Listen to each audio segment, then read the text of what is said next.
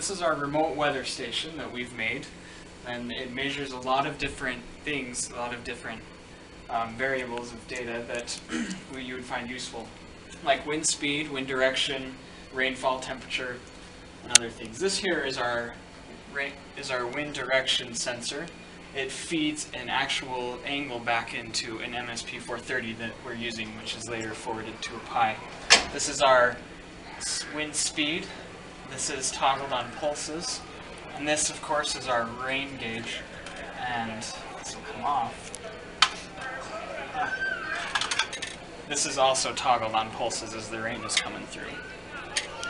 We'll have other sensors, such as a temperature, humidity, and pressure sensor. This right here is a soil humidity sensor, and we have other temperature and pressure sensors here as well. These three, the wind direction, wind speed, and rain rate, are calculated on an ECEN460, and the other sensors are fed right into the Raspberry Pi directly. And as David pointed out, this weather information that comes from this is calculated by the ECEN460, which is then sent over a UART interface into the Raspberry Pi. This temperature and humidity sensor is I2C into the Raspberry Pi, and this BMP sensor, temperature and pressure, altitude, is also I2C. We have a SPI interface that connects to the analog input, say for this temperature, this soil probe, this soil humidity probe. Also, that analog to digital converter is used to measure battery voltages if we're going, and the battery voltages and the voltages on our different buses that we use to run the hardware. Now this is in prototype form. We have a board that's going to be milled out soon. This particular module is used when we want to power our system on solar. Basically, your solar system brings its power in through the batteries. This goes out to the computer hardware there, and then this goes out to the radio, which we don't have shown, but it's an ingenious wireless bridge shown in this picture here. We basically mount it onto the weather station, and it beams the data back to whatever network that we're going to be communicating through.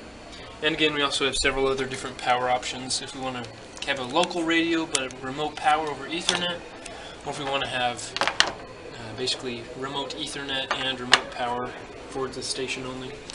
Just a few pointers for expansion. Our board that we're building, we're leaving places to connect onto the existing I2C bus, and the SPI bus, as well as some of the other sensors, both on the 430 and the Raspberry Pi. And another nice feature that we plan to add is integration with amateur radio.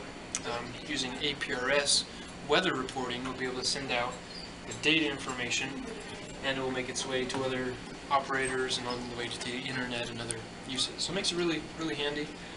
As far as this system goes, it's designed to operate and be operated on a computer or a handheld device. Basically a web interface for seeing the data. In the future, we could use it to, maybe send an email out if it detects too high of a humidity in the soil. Maybe it's, you're flooding or something, or a text message. In the future, also controlling sprinklers, other systems like that. This is the part where it gets really interesting. We programmed the I2C and the SPI and the UART connections to handle all the talking between the different devices and the computer. That was done in C. The signals going in were then caught by Python code, which then posted it via REST calls to a client server. The client server would then interact with a Mongo database. The server was done in Node.js, working with Express and Jade. And working with those, we get the signal then as data from the database, also via REST GETs, to a server, to a website, which automatically updates and cycles through the information.